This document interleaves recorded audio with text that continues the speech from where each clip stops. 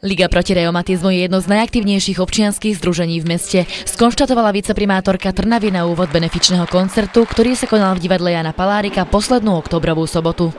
Môžem konštatovať, že táto spolupráca je vlastne obojstranná.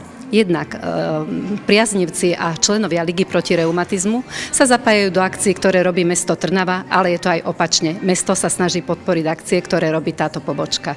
Dušou občianskeho združenia je pani Vilma Houbová, predsednička Ligy proti reumatizmu. Nechýbala ani pri organizovaní benefičného koncertu. V súčasnej dobe máme 350 ľudí.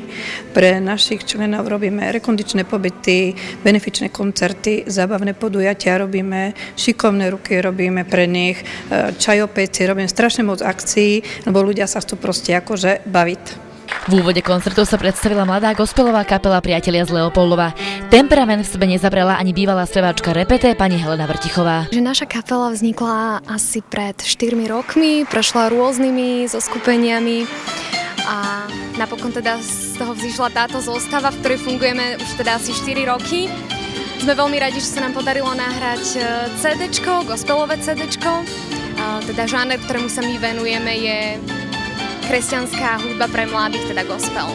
Ja som zo začiatku začala vlastne hrať na husle, lebo už som spomínala, že môj otec bol slepý muzikant, mladič klavírov a ten ma nutil na klasickú hudbu, to znamená Vivaldi, Bach a podobné, Beethoven, Mozart. A ja som potom tajne utiekla k populárnej hudbe.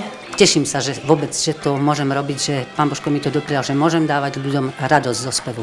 V závere koncertu vystúpil spevák, imitátor a zabávač Stano Vitáloš. Prezentoval sa svojimi piesňami z CD nosiča Všetkých vás mám rád.